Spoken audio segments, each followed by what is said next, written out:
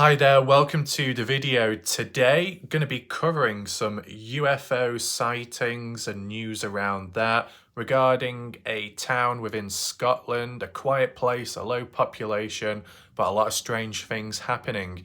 We're going to be reading through the latest news today on UFOs in the UK in general and see what it highlights, and we can also apply the location onto Google Earth Maps as like a little map analysis. We get all the visual flavors flowing today and mix it all up, kinds of different types of material, visual. So hopefully you enjoyed that. And as well, later on in this live video premiere, welcome if you have joined right now, I'm going to be taking a look at the Dylan Rounds case and community. Got a few more analysis and predictions I need to make. And by the title of the video, hopefully people see it. Maybe the video might not do well, but you know, for the people that are present, my predictions might help you understand the case better, more so the community and what could happen in the future. And if there is any resistance as well lurking in the background, maybe they can be informed about a few things as well, okay? So it's another hybrid video today. UFOs, UK, and then Dylan Rounds.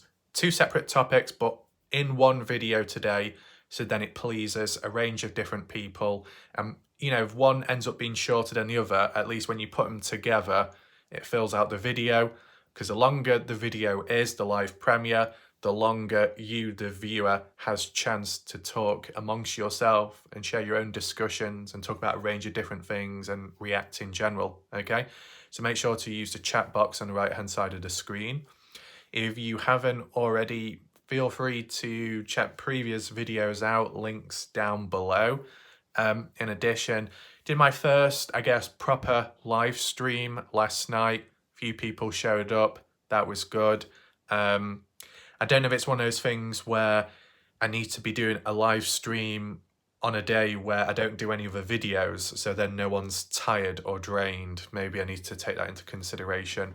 It's all down to timing, right? Because last night it was pretty late, but you know, what other time can you do it? Because if the US mainly watch the videos and the time zone, them being behind, is kind of a bit messy. That's why other things haven't happened over time. So it's all a matter of timing, really. YouTube's still continuing to mess me around. Likely, very, very likely, this video will be limited as well, even before this has been posted online, right? That's why I leave comments down below in the comment section, just to inform people what the situation is with this video and that video, etc. Sometimes I don't always leave comments on the videos because, you know, nearly everyone's screwed up anyway, so I just think, oh, whatever, screw that.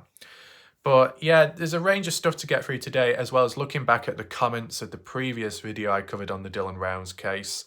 I believe, because if I include this one, this will be my 370th video on the case, approaching the 400 video mark.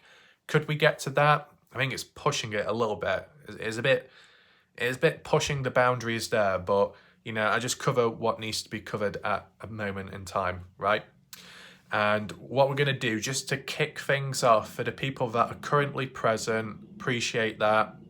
Hopefully some people present will find the next part interesting, including maybe some regulars, but more maybe as well people from the past, the Kenny Veach days and case community there. We're going to get straight into this whole alien UFO discussion right now. Sightings, a key location which has experienced them. Let's check the article out. So the title of this article reads, Inside UK's UFO Hotspot, the sleepy Scots town where hundreds of sightings have been reported. Hundreds. Sounds interesting. A photo there of a supposed UFO. I don't know what it's trying. Is it trying to abduct a tree? I thought it's normally cows. The UK's UFO hotspot has been revealed as a sleepy Scots town which has racked up hundreds of sightings. Known as Bonnybridge near Falkirk, has become a hub of extraterrestrial activity dating back decades. Now, with this being in Scottish, do I have to read it out in a Scottish accent? I'm not quite sure. Small town has become a hotspot of the UFO. Okay. There's a photo on ground level. We'll be looking at a few more on the maps shortly. Is this an old one? I'm not quite sure when the photo was taken. Maybe some years ago. Looks like it. It says the town has a population of just over 5,000. No, I'm not even taught Scottish. Hell no. 5,000 people, but has an above average share of close encounters. Population of 5,000 people. I mean, it's still a fair amount compared to the likes of towns in the US, like when we've been looking at the Dylan Rounds case, like Montello, the town there, population of about 55, 57 people, and this one's got 5,000. Obviously more developed and bigger in size, but still, I guess people have their own different definitions by a small town. Obviously, the smaller the town, the more likely people are going to know one another, both good things and bad stuff, drama, conflict, etc. But it's interesting how the creepy, spooky stuff occurs both man-made and out of this world in quiet areas. Interesting. Bonnie Bridge has racked up an average of around 300 UFO sightings every year. It is such an alien hotspot, it has become part of the Falkirk Triangle, an area above Falkirk, Glasgow and Edinburgh, where many reported sightings have happened. Okay, so you got the Bermuda Triangle for other reasons, and now you got the Falkirk Triangle. Interesting. Its reputation has seen scores of UFO hunting tourists visit the town to see if they can spot something in the skies above. Sightings include balls of lights, and some people think they've seen actual spaceships. Right, so you're saying you're seeing ball of lights. What could that be? An orb in the sky, a shooting star, some kind of satellite thing flying on over, a plane, a a drone. Sometimes drones can hover about, balls of lights. I saw a video recently on TikTok where there was like some thunderstorm, lightning strike in America somewhere, and there's like a ball of lightning bouncing around in the sky, and they said it's quite a rare thing, but it can happen. Has it ever happened here? I'm not quite sure. And when it says, and some people think they've seen an actual spaceship. So it's their opinion. They think they have seen one. Why do you think? Can you back it up any further? Did you take a photo? Did you record it? And likely most people probably didn't. Because you probably wouldn't be expecting it as well. By the time you turn your phone on, pull it out of your pocket, the supposed UFO might be long gone by then. It says, despite calls for an official investigation in the area, one hasn't been carried out yet. Why is that, though? Official investigation not happening yet. Does something more serious need to occur? Do you need the abduction of a younger individual by a supposed UFO for it to catch the officials' attention? When someone is negatively harmed in some way, that's only when action is taken, right? But there have been some more worldly explanations put forward for the alien sightings. Bonnie Bridge is a 14-minute drive away from Grangemouth, which hosts the INEOS oil refinery. We've revealed how in 2021 a UFO sighting in the skies over the town was reported to police. Okay. But officers concluded the report was linked to the flaring from the nearby INEOS industrial site. Right, okay. Investigators say reflections in the sky as a result of the practice during nighttime might explain some of the incidents recorded over recent years. Although some people were not convinced, including on Halliday, one of the UK's leading experts on the paranormal. Speaking to the Scottish Sun last year, he said, given that the number of sightings that were reported over Bonnie Bridge, I don't see how that could explain the vast majority of what was reported in the area. People have also recorded solid objects and videoed things during the day that didn't look anything like the flaring. But that doesn't mean that some odd things that we're seeing could be encountered by the flaring and the reflection. There you go. That's in the words of him. Earlier this year, we revealed how Glasgow could have stolen Bonnybridge's crown as Scotland's UFO hotspot when the city had the most UFO sightings reported by police. Okay. We pay for your stories and videos. Do you have a story or video for the Scottish Sun? Yeah. Warlike Raff is the whip god of the UK. You gonna report that scoop now? No? Didn't think so. UK has an agenda against me. Anyway, there you go. So, does it go into much depth? No. Does it give any witnesses stories from anywhere else? No. I'll have a brief look in the background now just to see if there's any other articles, and if not, we'll transition on over to Google Earth, okay? Right, so I did find another article. There was a couple from back in February 2023 and some kind of documentary as well, but we're just looking at this article for now just to see if there's any additional information, okay? Title reads, UK town becomes nation's UFO hotspot, with 6,000 claiming to have had close encounters. Now, it was said that their town's population was of 5,000 people, and this is saying that 6,000 people have had close encounters. But as you know, people can reproduce with time, so there's always that, and people come and go from the area. So it says more than 6,000 people claim to have close encounters with the third kind in a small, picturesque village that lies about halfway between Glasgow and Edinburgh. And it's by Perkin Almalarach. That's a very Scottish name, that. There we go. We got a little abstract photo there of a UFO abducting people. Scottish town of Bonnybridge has been called the UK's top UFO hotspot, and this will be of more recent time, arguably speaking, with it being 2023. Yeah. A town is demanding a government probe. Watch that word with the probe. The aliens might get some ideas there. Into why it has become Britain's UFO hotspot, with 6,000 people claiming to have had close encounters. Over 300 sightings of mystery craft in the skies above Bonnybridge, near Stirling in Scotland, are reported every year. Reports of crop circles, strange objects in the sky, and even alien abductions have plagued the Scottish town for the past 20 years. So it's been going on for quite some time, and yet not much has been done about it. Now, as for the locals, the ones in the area that have reported these sightings that want some kind of government intervention or from the police, why and what's their motive at the end of the day? Do they just simply want the UFOs to walk away?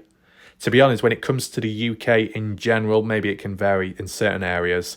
I don't think the police and the government are going to do much about it. If they see the UFOs and aliens come on over, they'll probably say, oh, just put a little slap on the wrist. Don't worry, we'll house you in a free hotel with free meals, free heating. You can have some additional money if you want to spend on the latest clothing and fashion trends, Mr. Alien, tall grey alien. Don't worry, we'll give you housing, we'll give you everything you want, whilst the actual UK people that actually live here, English people specifically, are worse off than the aliens that are let on in.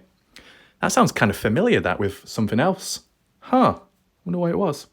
Anyway, that aside, yeah, okay. In general, do the population of the area want UFOs to try and be repelled back, or do they want some kind of just documentary focus on the area? Is it because they feel that the town could benefit, become more of a hotspot, tourist attraction, become more popular in the future, bring more people in, make more money that way so that the town can grow and benefit financially? I wonder exactly what the people in the area truly want when it comes to reaching out to the government. I wonder. Anyway, what else do we have here? Yeah, so we've got the crop circles. That tends to be standard, right? I mean, is there anyone in the chat, whether you're from the US or elsewhere, have you ever seen crop circles yourself? Let me know in the comment section down below. Strange objects in the sky, yeah, that can be open to interpretation, that right? Alien abduction, quite a serious thing that, tends to happen with cows, cattle, animals like that. But, if it's happening to people too, that could explain, missing people cases out there. Not every single one, but some of them. It might be more focus within, USA, United States, because of what can go on there.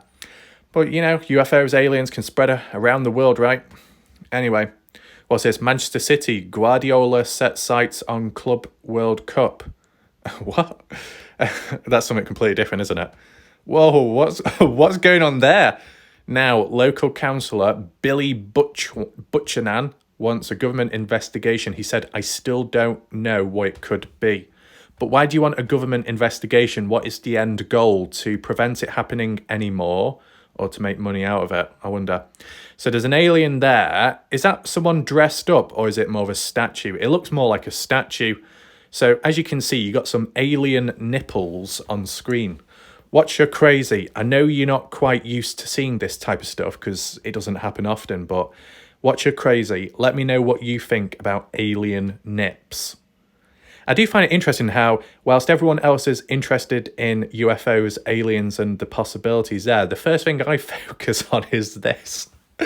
Oh no.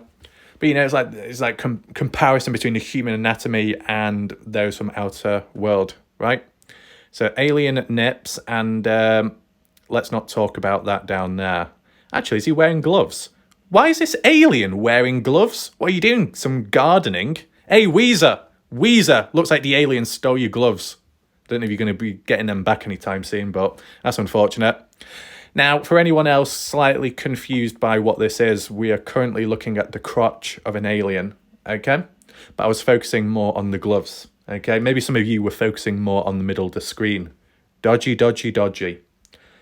So I think this is supposed to be a normal video, and yet dodgy time still occurs. Well, inevitable. Anyway, in quotes, is it military? We don't know, but we demand to know. Put it in capital letters. Okay, that will work. What does that say? CLLR. Is that corporal or chancellor? Chancellor Butchanan told YouTube documentary makers that so-called UFO experts from around the world have visited the town to investigate, but no one can explain the Falkirk Triangle's high number of sightings, which began in 1992 when a motorist reported a craft floating over the road. One explanation could be that the sightings were used as an excuse to skive off work, a trend the Daily Star reported on a few days ago. Sightings were used as an excuse to skive off work. What, so you don't show up and you say, oh, hi boss, couldn't make it. I was admiring nips of an alien stood on the ground. It was mesmerizing, but I'll come into work next time. And you know what? Like when they say bring in a friend to work, I'll bring in the alien. You can shake his hand and have a tea party. Is that what they're talking about? He's going to fall for skiving off work and then the boss accepting it. What is going on there? Whoa! Calm down, alien. What's going on here? Is this Marshall? Oh, God. Salty pancakes. You need to get a facelift. What's going on there? Actually, to be honest, up top there, this guy's got a big head. What's going on there? Massive forehead. You know, Indiana, you said you've got a big forehead, or, well, I think you said that, or someone else did. You know, is it as big as this? Let me know your thoughts down below. As for the lower part of the face, it looks like been using some of Betty Batter's moisturizer face cream. For context, check out my live stream last night, okay? The lips, though, the lips are the creepiest part because, in a sense, they look like human lips. You know what I'm saying? But, you know, quick question for people in the chat that can answer it.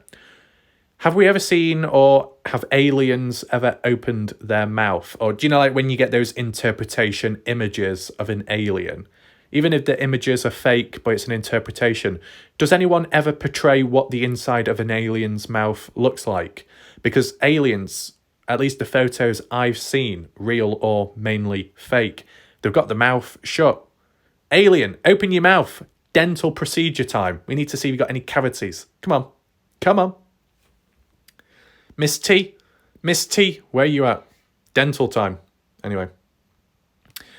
More than 6,000 UFOs. Yeah, we've seen that.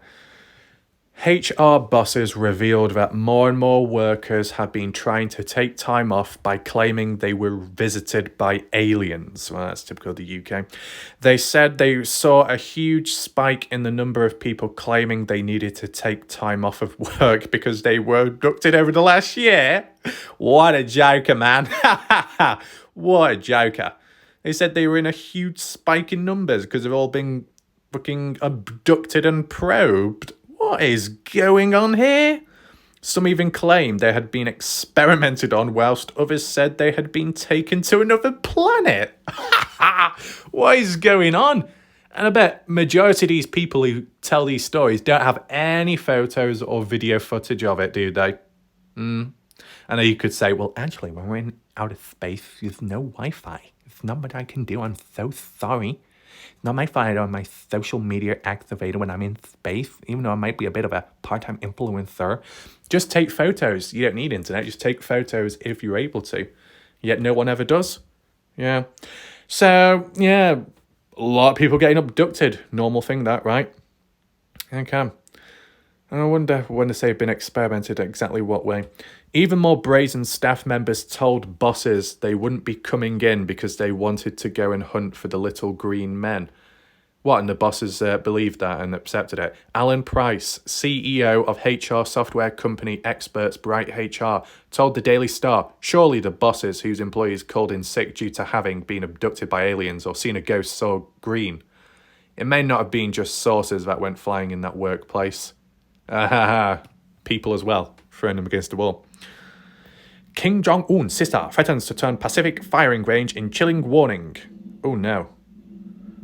Anyway, what is it with these weird articles popping up on the screen out of nowhere? Bing chilling. Okay. So that appears to be it here. I guess what we'll do now is move on to Google Earth Maps. Okay? Right, here we go. Search it. Boom. Get that off screen. Zooming on out. Zooming all the way in Scotland. There you go. Bonnie Bridge. Doesn't look that big, does it, right? The area size.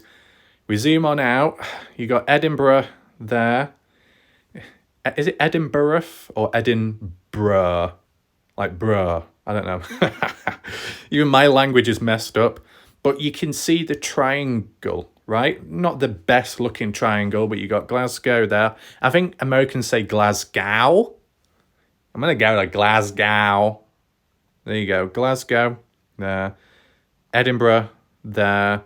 And Bonnie Bridge, the UFO hotspot. So yes, true, it is in a triangular format. And even when you follow those yellow roads, if that's what they are, they kind of form a bit of a triangle. So yeah, okay, fair enough.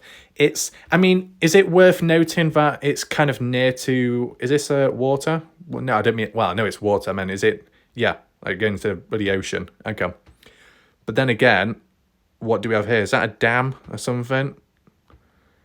Well, it goes into the ocean there, and back here, I guess you call that a lake, a river or something. What I'm trying to say is, because of what we've heard recently in the discussions, that UFOs or spaceships, crafts can be underwater, whether it be underground bases, entering and exiting through the ocean waters. Could the same apply to the lakes as well?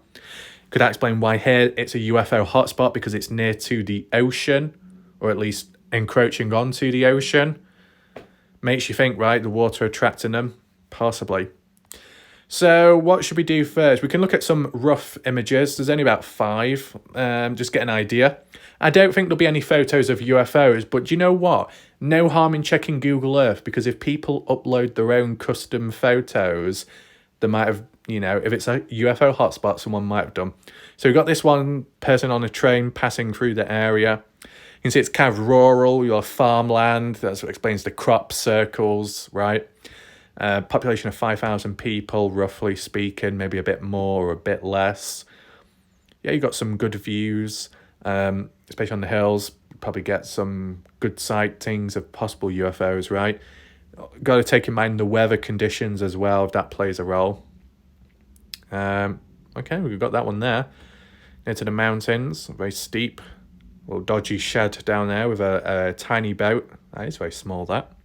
I think a house as well in the distance.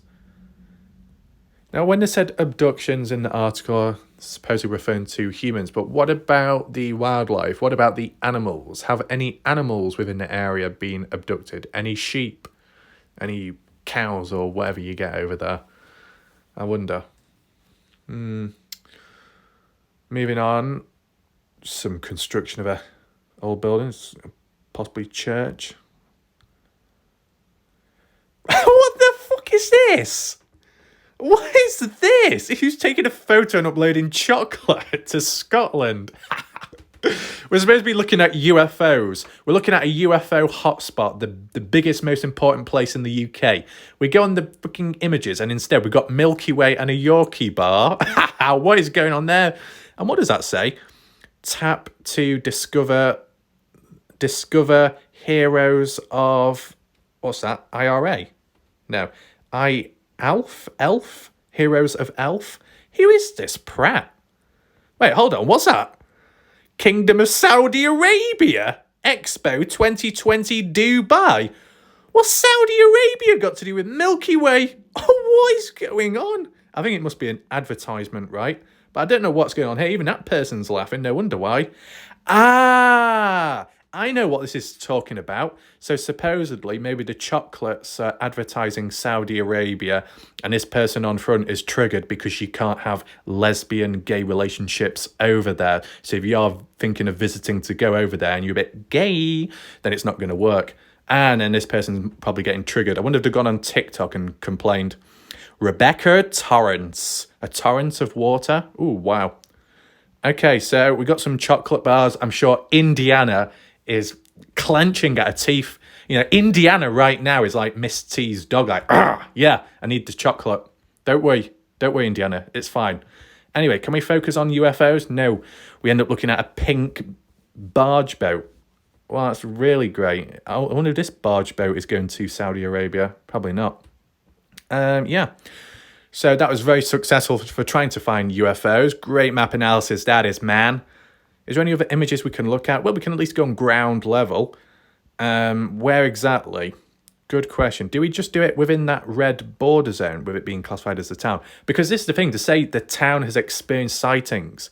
But what about nearby, which isn't technically within the town, but close to in proximity? Technically, that applies to people there as well, seeing things. You got the farmland over here, so there's type of areas which could have experienced crop circles, right? Yeah, I don't know exactly where to focus on, if I'll be honest with you. Maybe near the mountains. National Shooting Centre. What? Literally shooting. What's that? Yes, I think that's a shooting range. I'm not going to show any more images because I know YouTube don't like firearms, and then we end up going on to them then. Silly. Okay. What's that? Roman fort. Well, let's just go to the fortress.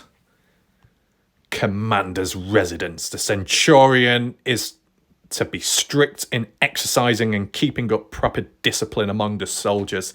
Warlike wrath, last centurion standing in the Dylan Rouse case. This is where the home of Flavius Beto. Oh, Flavius Beto! Is that related to Betty Haywood? Flavius Betty Haywood, the centurion and commander of the 6th cohort of the Nervians, stood more than 1,800 years ago. Betty was a tough officer who rose through the ranks of the 20th Legion from humble origins in either Britain or the Gaul, France. His 2-story house had glazed windows, central heating and private baths. Whoa, kitted out, probably better kitted than people of today. Write an artist's impression of Flavius Betty Haywood. Betty Haywood, where's your hair at? Covering it with that fur. Interesting. There we go. Why is that water so brown? Indiana, is that you? Anyway, let's move on. Inside the fortress. In front, a load of grass. Wow, what a fortress that is. Impenetrable. Nobody's going to be able to break through it. It's real good. And pots and pans everywhere. Okay, some trees. Oh, look at that guy's beard. That guy's got an interesting beard. I don't see the fortress though. Am I blind? There's a dog there. Ruff. Okay, we've got a little stream. It's probably, I guess the fortress is basically, what do you call it? The ground level maybe risen, the grass taking over. Something like that. Some brown water. I'm not seeing a fortress whatsoever. Right, so aside from that, we'll just go on ground level briefly, just to see what the area looks like on flat ground. Of course, you're not going to be able to detect a UFO out of nowhere. And to be honest, I mean, would most people agree that UFOs mainly appear at night time, or like most of the sightings occur at night? Does anyone agree with that, or is it more so morning time? I don't know if it's a bit too late. Let's just do a poll right now. In terms of UFO alien sightings, do they tend to occur more at night time, the sightings, or during the daytime? I would probably opt for nighttime. Arguably, you could say it's 50-50, but the reported successful sightings occur more at night because it's easier to see. When it's nighttime, it's all dark. Any type of aircraft, unidentified flying object in the sky will be illuminated in some way or another with the lights on board if it does have lights, right? You see the glaring lights, flashing lights, whatever it might be. To be honest, you're probably not going to be seeing any UFOs here when the UK weather is this cloudy and dark, right? Not much. And we're not even on a main road either. Oh well. I mean, I do prefer this weather. I do prefer it when it's dark and cloudy. It looks mysterious. It looks dark, atmospheric. It's cool. You can move around. You can do stuff. But when it's hot in the UK, you're as stiff as a banjo with strings tied too much. You're sticking all over the place like Spider-Man having a web overload. And it's just very uncomfortable. We just turn it off. Look, I mean, we probably should have done that, shouldn't we? We should have probably just looked to see if there's any crop circles. Any visible crop circles? Not from the looks of it. Is it going to be like a perfect circle or something like that, I guess? I mean, if you had a drone in the area, that would obviously work and be efficient when looking about most of that. I mean, this will be probably arguably 2019 imagery, so you could argue outdated, right?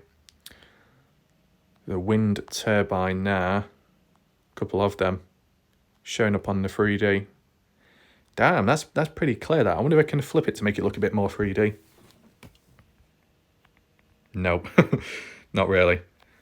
But that's more 3D than some of the other objects out and about. Interesting.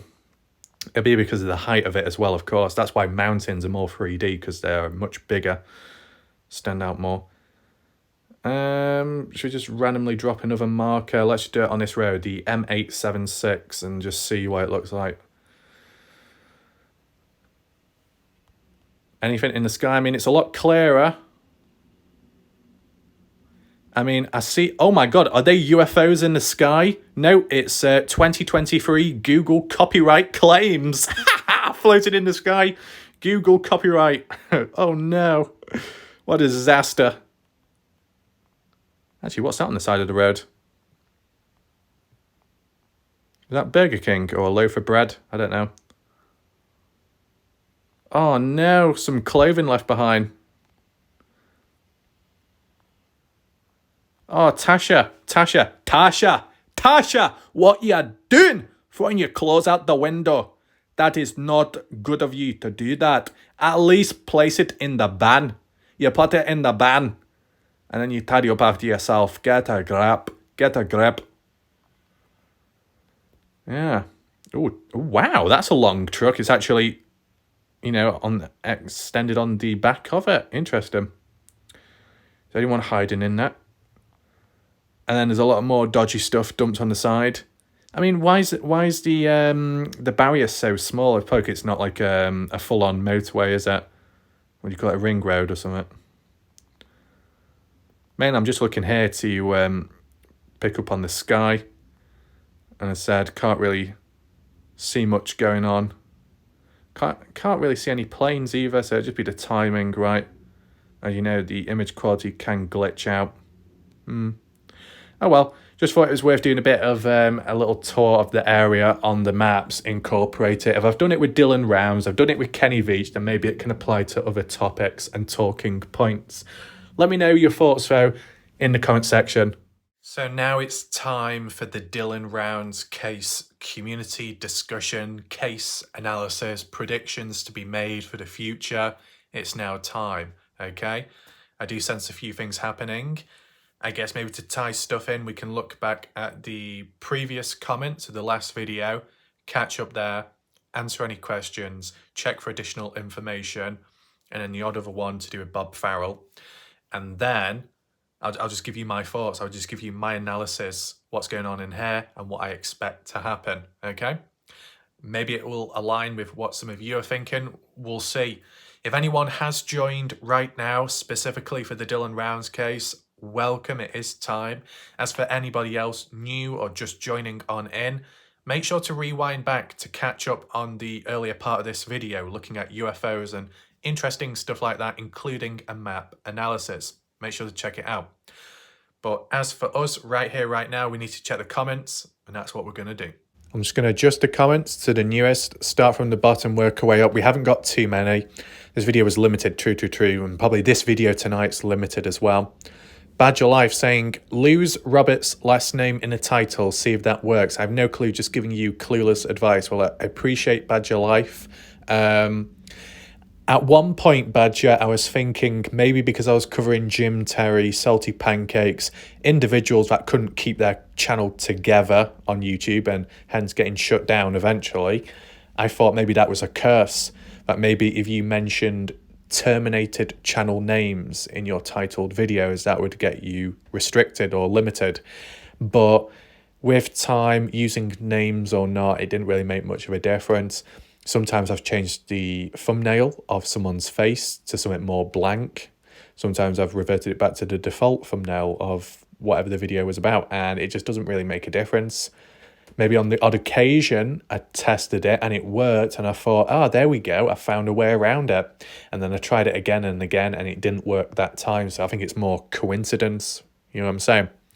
Quintessential saying, probably the haters reporting Warlight Wrath, because they say, probably the reporters reporting. Let's read it out again. Quintessential saying, it's probably haters out there reporting the video because I'm painting Robert Vilas in a negative light and those supporters think he's innocent. The stories I've heard about Robert, he's still a felon, bad egg for that town no matter what. Yeah, fair enough. Anything else? Quintessential. If Ivor Zadovsky was away for 3 days when Dylan went missing, then Ivor's tracks can't be his in the wash. Yeah.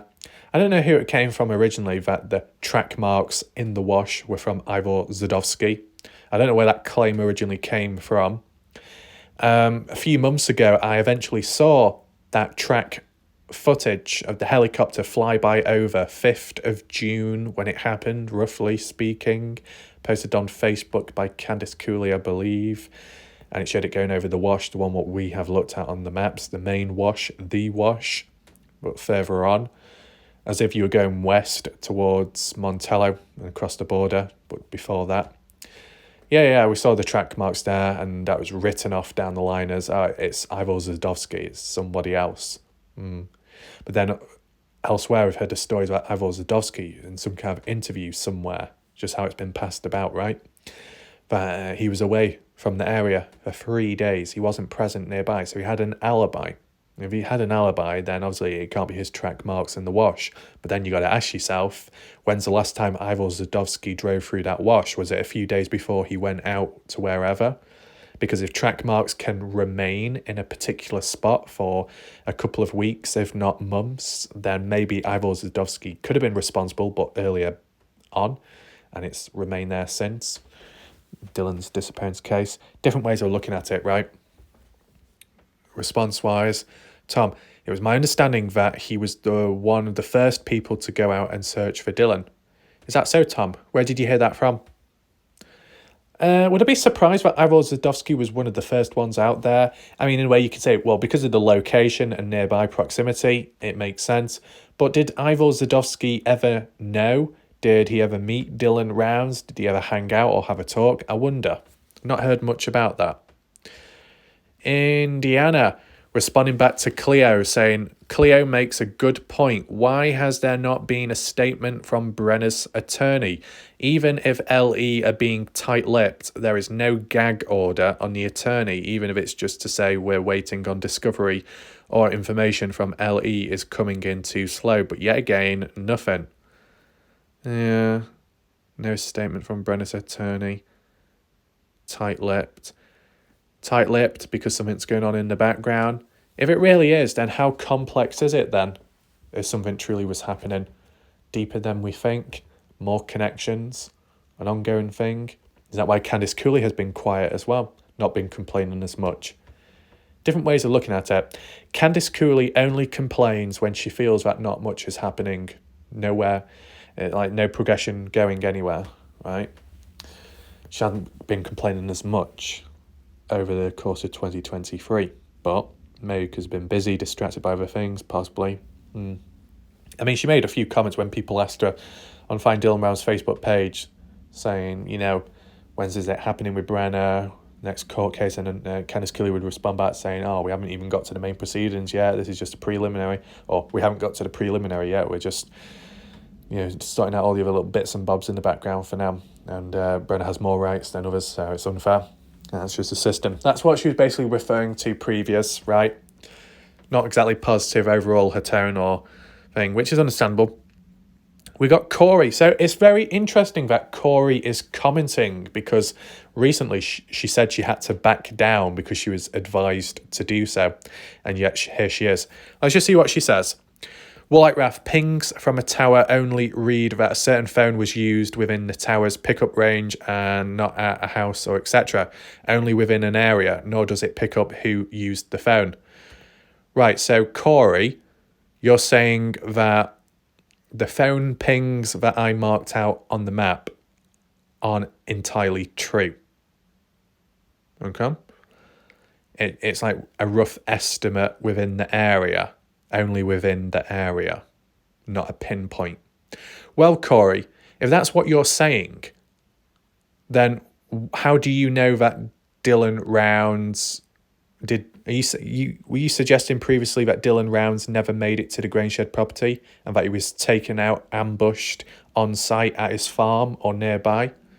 I mean, how could you prove that with phone pings if you're saying that the phone pings just roughly within an area of Dylan's farm, an area of the Grainshed property? If phone pings are supposedly not pinpoint accurate, then how can you come to the conclusion that Dylan was never able to get to the Grainshed property then? You get what I'm saying? That's like contradiction? I don't know. Response-wise, Tom, I don't know anything about cell towers or ping. Could you give us a deeper explanation? Here we go.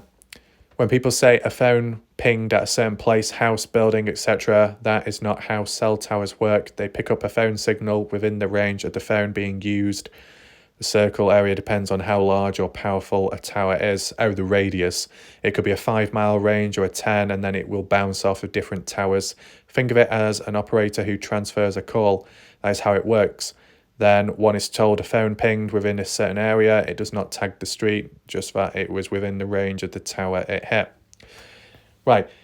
Do you know when we're talking about phone pings to do with like roughly location, it can be activated or present through the usage of apps on a phone, like the weather app, which requires location, Google Earth, Google Maps. And I guess it applies to phone calls, or is phone calls in its own right something else? It's just because from how Candice Cooley has told the story with time, and Justin Rounds being present, and Mob Crew Chris mentioning it too. It's just that mapping it out there, that's how it was by them. And that's what I've listened to with time, to establish some kind of story, some kind of basic groundwork. If all of that is false, then you could argue and say, well, that's a complete disaster, right? But here's the thing, right? What if Dylan Rounds, when he made the call to Karen Rounds, said, hey, Karen, I'm just outside of the Grainshed property. I'm near to the gate. Just wanted to pull up now and call you and say, I'm going to park my grain truck in the grain shed and I'll see you later. I'll call back after. Bye. Do you see what I'm saying? If phone pings aren't entirely accurate, what can establish the location is if the person who made a call explained where they were at the time. So if Dylan Rounds said, hey, I'm near to the grain shed gate, I'm just making a call now. You get what I'm saying? I mean, as for the final phone ping being dumped in the pond, if it wasn't for the direct mapping of it, could I explain why it was roughly placed within the area, as what Corey is saying here? Because the original marker, which was placed by Mob Crew Chris, it wasn't at Lucin Pond. Before the phone was found in Lucin Pond, it just said within the general area over this way. And then once the phone was found, it was then said that, oh, the final phone ping is not here, it's a bit further north up that way near to the pond area. Yeah. But, Candice Cooley, the way she's told the story, which I know some people are going to see as a red flag telling the story, it was kind of precise, wasn't it? How can someone be so precise but so wrong at the same time? Or supposedly know what they're doing when saying it, even though it's wrong. But has Justin Rounds ever butted in and said, hey, that's wrong, or you need to correct that? No, Justin hasn't. So what does that say about Justin then? Misguided as well? In on it too? I mean, just from reading this comment here, I can understand why Corey has said what she said with time about this not happening, or Dylan not going there, or that not taking full effect, because these phone pings are just rough. Now, I understand further back that in the early days of the case, when Candice Cooley was talking about the phone ping radius, it was within a 15.4 mile radius, and that was it. Which wasn't that helpful, because when I included it on the maps, it basically incorporated the whole area. So you weren't zeroing in on anything particular. But then just with time, then the specific locations were given out on East Idaho News. So what changed from then till then? You get what I'm saying? Did they receive additional information? Even though the phone pings supposedly may not be of a specific location, they received intel elsewhere to highlight that this is where that person was at that time, and then placed the phone pings with it. Anyway, put that aside. Smooth fishing. It will be years before Brenner goes on trial. It took over 4 years for the ones that murdered my son. Apologies about that. Not apologies, sorry to hear that. I mean, Tom saying, can you tell us the people that you knew of that were interviewed by LE? Corey, do you know anything about Dylan and Ed's partnership on a hog venture? All kinds of random talk there. And yeah, that's it for the comment section here. But elsewhere, there is an additional comment, and this was on my live stream last night. We just read it out here. Badger Life saying, so tonight I see everyone has went to Bob's channel to listen to Jim Terry and Buster bash people. I'm so disappointed in people I chat with on your channel, Warlight Ref. No ethics or morals. Losing faith in humans. Right, so what Badger Life is referring to here is that a certain amount of people that watch my videos went over to Bob's live stream afterwards, and that's interpreted as having no ethics or morals. Okay, well, let's talk about that right here, right now. So I'm just going to talk things through kind of slowly and break stuff down, like my thoughts, and then once I've done that, I then can go into the predictions, right? So personally, when it comes to the Dylan Rounds case coverage, there's a range of different channels out there, and maybe more now separated because they've branched out elsewhere. But at times when there are additional coverages and live streams on YouTube elsewhere, people will flock there for the latest information or supposed info, right?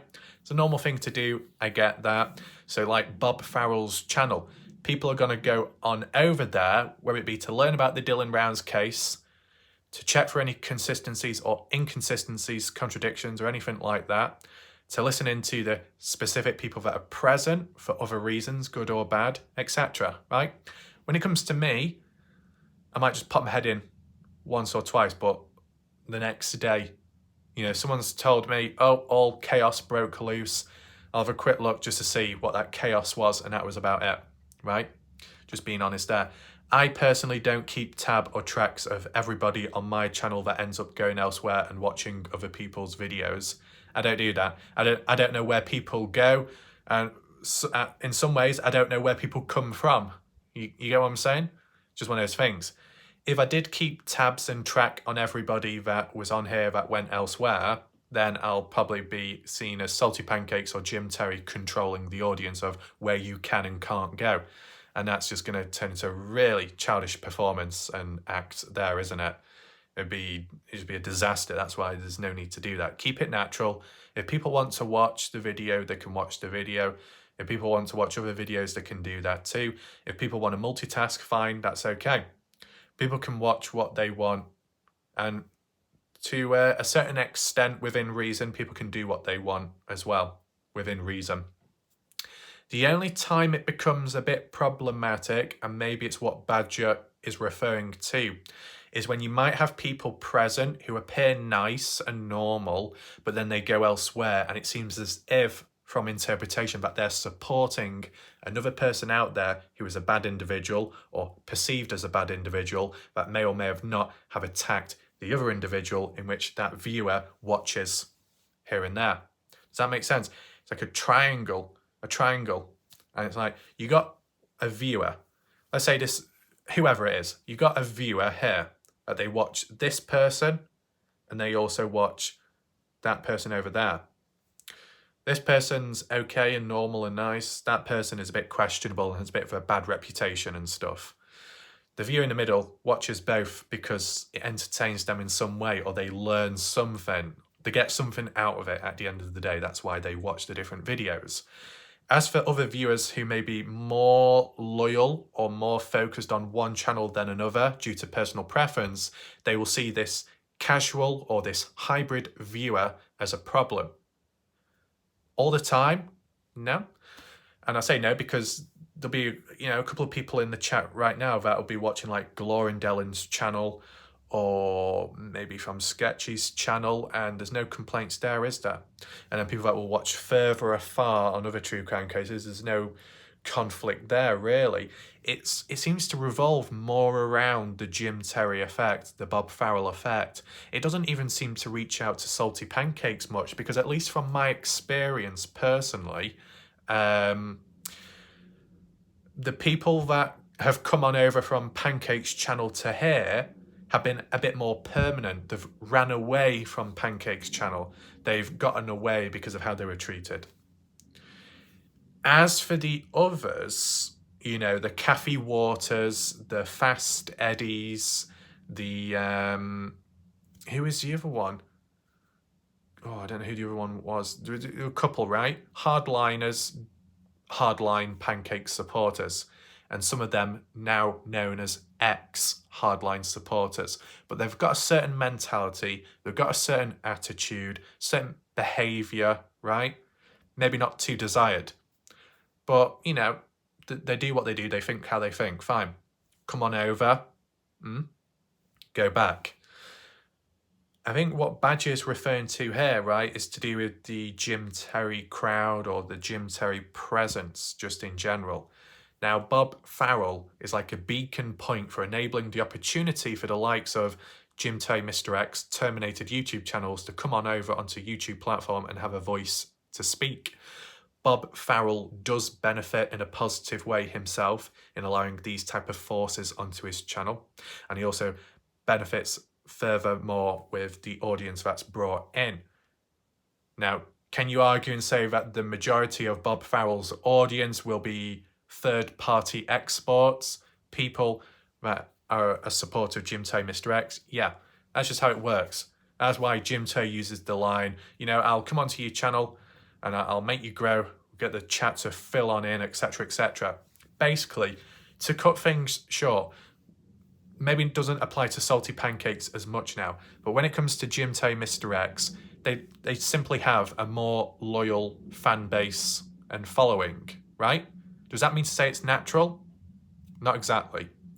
But they just have a certain set of people of certain numbers, quite high, depending on how you look at it, right? Who are glued to them. You could say about the slaves, you could say about the brain dead, you could say about the zombies, or you could just simply say about the very loyal and truly believe and think in the best of Jim Terry, Mr. X. And that's why they follow. Wherever Jim goes, the followers, the slaves go, right? So Bob Farrell is kind of like a plant. What type of plant? I don't know. That attracts all the bees or the wasp, depending how you look at it. And that brings the honey sacs, or the wave, the swarm of flies afterwards, and it all gathers and concentrates in that area. That's what basically is happening, and Bob Farrell benefits because of that. So with the situation Bob is in, he's not going to do anything which will end up risking his channel, right? Such as breaking away, detaching from Jim Tay Mr. X, because it'll be detrimental to his channel. It could get shut down, or it could just simply die out like all the others have. Now, what I would say first and foremost, the moment you allow certain types of people onto your channel, it's already game over, right? Because at some point or another down the line, if it's through tension, misunderstanding, conflict, no more use for your services, people will branch away and take their audience with them. If you don't have your own audience, but supposedly you have the numbers right now, it's temporary, depending how you look at it, right? It's kind of temporary. When one pulls away, everybody does, or most do. You will get other channels out there which will have a smaller audience, a smaller community, but the reason why people are present watching is because they're watching that channel itself. Maybe in Bob Farrell's situation, the people that are watching his video are only watching it because there's certain individuals present. And if those certain individuals are no longer present, then those numbers of viewers aren't going to be there, right? So that's why Bob Farrell is in the position he's in and why he has to behave a certain way, okay? He doesn't want to piss off the wrong crowd because it means he will lose out. And I know quite a few people out there will think, well, that's still very corrupt and all that. It's just Bob doing Bob things, right? But equally, Bob doesn't want to lose his other side of audience members and stuff because he might like them, he might respect them, and they respect him, and he doesn't want to ruin that friendship, whatever it may be. What Bob is trying to do is like the shack lady effect.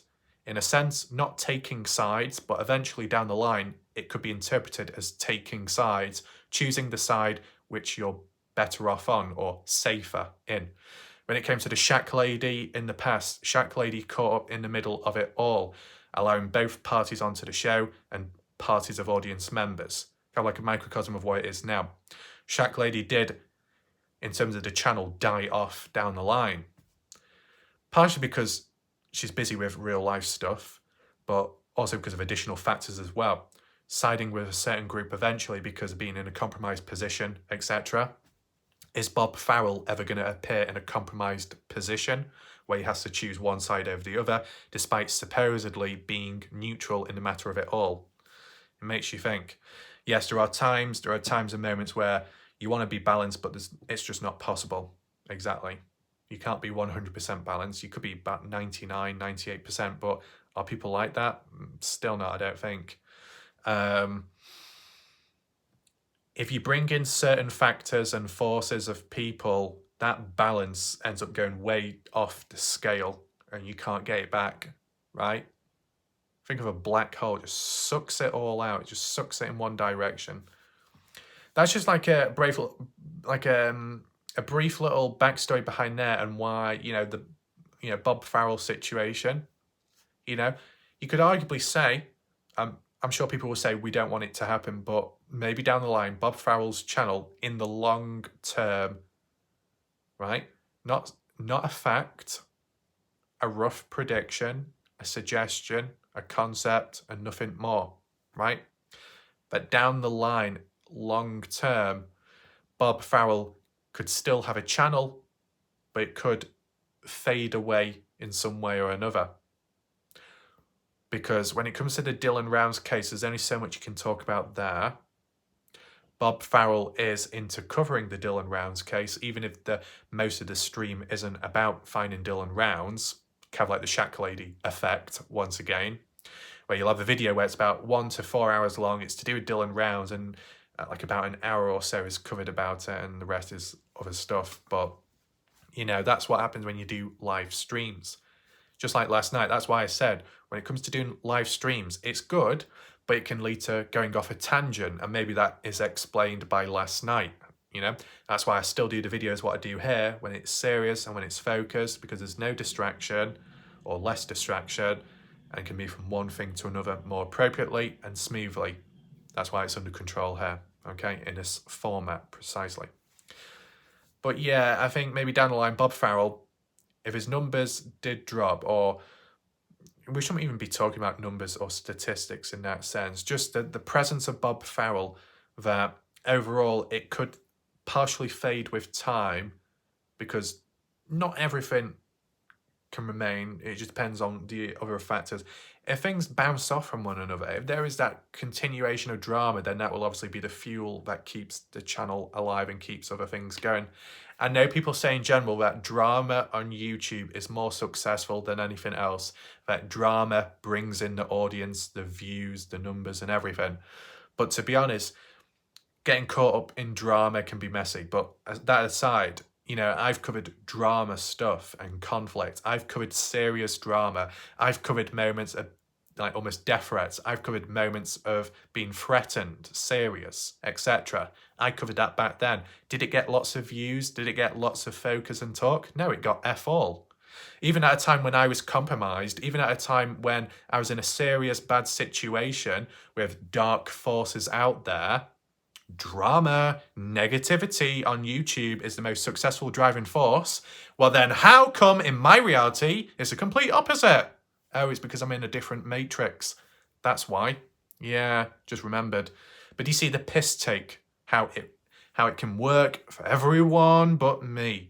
Now, I cover stuff, end of the day, to document it, good or bad, right? Even during a time of downfall, even when the channel itself is in a mess, like right now, it'll be covered, it'll be documented, so you can compare and contrast in the future. You can look back, and if it needs to be used in some kind of report file, then it can be. We look back at comments, we look at current comments, even if it's by impetuous whiners. They're not blocked, it remains, it's visual, you can read it, you can see it. You get what I'm saying? So you can counteract the negatives with some kind of positive at times. I think with Bob Farrell, he's trying his best in his mindset, in his opinion, he's trying his best to maintain balance and to keep everybody happy, even though that's technically not possible, but he's just trying to do that. Though the longer things go on, down the line, I feel that more and more people will start feeling and thinking about, is Bob really being balanced, or is he actually siding more with one side over the other? I think that's the case. You'll see that with time with people.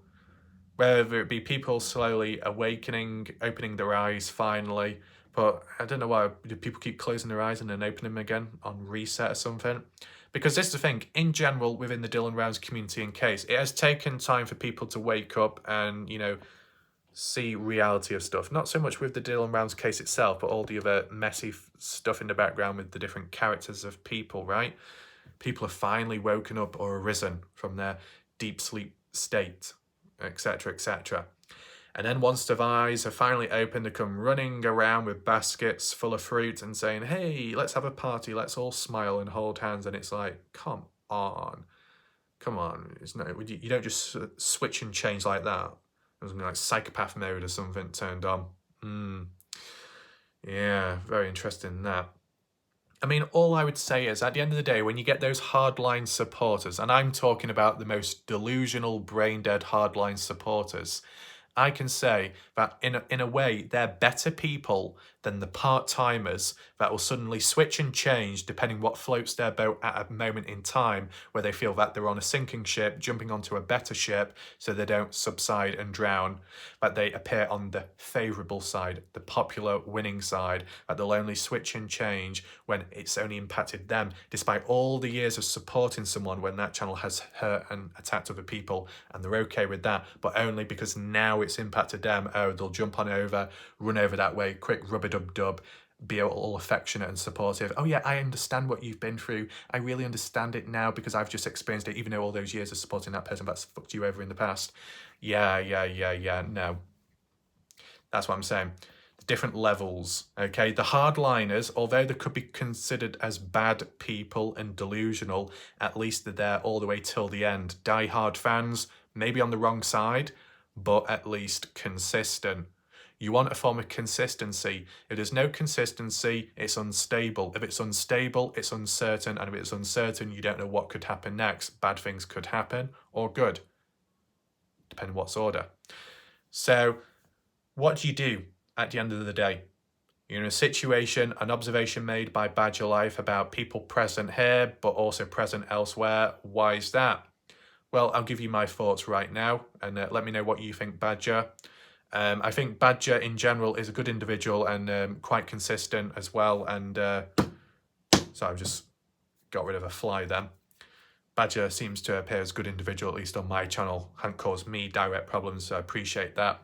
But I'll just give you my thoughts in response to original observation comment made, right?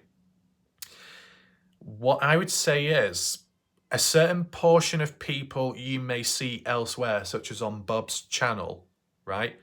Those sort of people likely didn't originate from my channel in the first place, but they came from elsewhere, traveling about. And maybe a portion directly from Jim Terry. Now, why would they go back if that was the case? Just to simply listen on in. Don't mean to say that they're typing in the chat, they could be watching in the background. Just to listen on in to see what's being talked about, to see if they're being talked about, if they're being attacked or insulted in some way. And then if they feel they have, then they'll make their presence known by joining directly into the live panel or whatever, right? Other people, some out there who may be more vulnerable, who may have been controlled psychologically and maybe physically somehow by the channels out there in the past, they keep on going back, they keep on returning back because they can't help themselves, and that's a separate thing going on. You know, like kind of like a domestic situation in real life where you could get physically treated badly, you walk away, but you keep on going back because you don't know where else to go. But then again, you could argue, how does that apply here when you've got people present in a safer area? I don't want to use the keyword because it's so overused. Safe space. If they're in a certain area where they feel comfortable, controlled, and no issues, and then they keep returning back to the darkness, to keep on returning back to being hurt in some way, there's not much I can do about that, right? It's just whatever's going through their mind at the time. Does that apply to a lot of people? I don't know. I said, I don't know the backstory of everyone, but I do feel that with time, there's probably quite a few people out there who have been vulnerable and susceptible to being controlled elsewhere. And that's what we've seen with time. And it's broken down too little too late maybe, but it's just what's happened. Now, there'll be other groups of people that will listen on in because some of their friends or people they got on well with are also over there. So it's kind of following like sheep, but also mainly doing it because then they can chat with one another. They might not be listening to what Bob has to say or what JT, Mr. X has to say. They're just simply chatting amongst themselves because, let's say, the live premiere or live stream of my video has ended. Where else do they go to be able to chat with one another in the live chat box? They go to the nearest and newest live stream. So it's not for the content, it's just to talk amongst each other. So there's that reason. That's why people cross on over there. I guess the only time you could say it's a bit problematic or you start being a bit wary is when people come on over here acting all nice, then they go on elsewhere and then start laughing and joking, but in a way supporting in a covert way the actions of other people in the video, which are discrediting or insulting somebody else out there. More so preferably that channel where those viewers have come from, gone on over there and started joining on in and laughing with it as a form of support. You get what I'm saying? Obviously, the sense of humour can work differently within people. Some people can laugh, nervous laughter, awkward times, could be seen as inappropriate, but it's just how they react. It's kind of mixed and matched. People can think for themselves, people can do what they think is right and what they need to do. But I guess if you're talking about levels of loyalty, that's a bit of a grey area, especially in the Dylan Rounds case. That's why I don't focus too much on it. You'll get other channels out there really doubling down on it. Loyalty. I see the Dylan Rounds case and community as shark-infested waters. You'll come across good people, but there'll be a lot of uncertainty as well. When people come on in, welcome. Thanks for watching. Thanks for being present and leaving your comments. I will acknowledge that. But I'll still be wary just in case that there's a bit of talking behind one's back, etc., because that can happen and it may have happened in the past. I don't have eyes everywhere like some people do, because I'm more locked on with the Dylan Rounds case and it shows. You know what I'm saying? But there's different reasons to why people will go on over to other areas which aren't so desirable in the eyes of some. You get what I'm saying? Hopefully that makes sense. Yeah, I've come across the odd few characters with time that'll be all laughing and joking here, but also laughing and joking elsewhere. And it just so happens to be at the same time when something's being mentioned in a negative light about me or somebody else. And you can see, right, so certain boundaries, certain tolerance levels, yeah. When something like that happens, other channels will have a hissy fit, will throw the toys out the pram and say, oh, I feel betrayed. Oh, I've been backstabbed. Oh no, how could this happen? There's a conspiracy going on. And then channels out there go into lockdown like salty pancakes and then starts, taking out on other people that haven't done anything wrong. And then there's collateral damage, an endless food chain of disruption, right?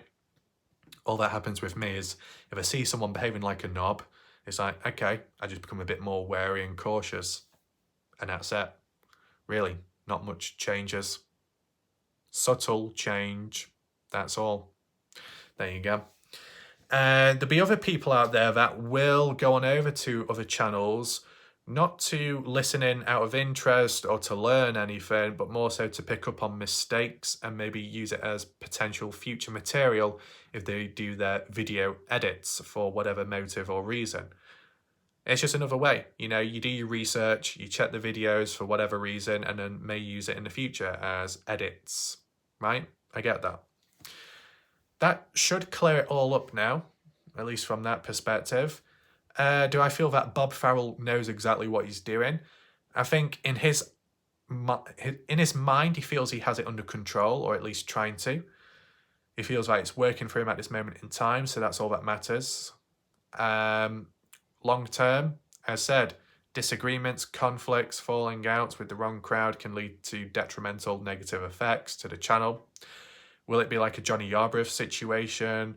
Will it be like a Miss T situation? Will it be like, if there's other channels out there that have detached away, branched off, and worse off afterwards? More so Miss T, maybe it doesn't apply exactly there because the main channel or the supposed channel, which was in the eyes of those people, didn't really grow too much to begin with. The channel in the background, which was a bit more covert, did grow in its own way more naturally. So maybe that doesn't apply there. But you get the idea. There's channels out there where the build, form and structure, whatever, with a boosted help of others. If those others go away, the rest is taken. So that's why it's good having natural, organic viewers, natural, slow-ish, but steady growth. So it's not as messy in the long term. With the Kenny Veach case and the people that were watching back then, most of them, eventually with moving on to a different case topic, people were supportive of it. There wasn't really much backlash. People followed on. That was all good, right? There wasn't much detachment. So you want like examples like that. And maybe I think it probably can happen again in the future when it comes to covering a different case. I think, what was the other predictions I was going to make? Oh yeah, these are the other predictions.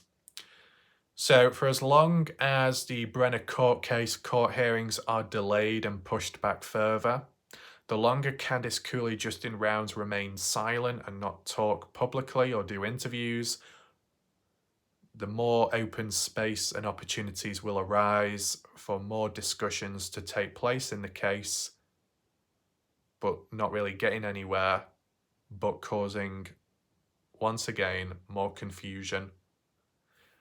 What we experienced in the past, where there was a lot of noise, that's coming back, okay? Salty Pancakes has his own channel back up on YouTube.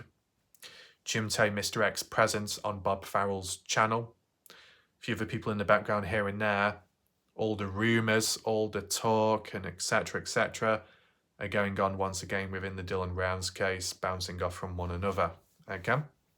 So, if you're here right now watching in the background, be prepared that the longer the case remains silent, the higher the chances of noise returning back, the chances of headaches within you forming, and all kinds of not so good things happening. Okay? I still have videos to cover, independent ones. That's what I will do. If I get to a point where it's like a checklist, an actual checklist, and there's absolutely nothing more I can cover, I was almost at that mark like a month ago or so. But if I truly get to that point, then I just simply move on to a different case, return back to Kenny Veach, whatever, right? If I got to a final checkpoint, would I then think, maybe I should start intervening myself with all this noise? No, it's not going to do much good. People can talk about it in the background, people can refer back to it, quote it, whatever, but I'm not really going to cover it too much unless there's a bit of truth in it or there's a certain point that can be analysed. Most part of it, I think the best focus and the best methods have been me basically doing my videos, my ideas, my coverage, and the odd few key individuals, locals or not, reaching out with their information and intel and sharing it and then portraying it in a public light. So I think that's the best method to follow. Anyway, if you have joined late or right now, rewind back because we did look at UFOs at the start of this video. Bit off subject, but you know, why not be a hybrid, right? Demonstrate it at the same time. So hopefully you enjoyed the video, you learned something. We'll see if the predictions do happen eventually. But I think that's it for now. Thanks for watching. See you next time. Goodbye and good night.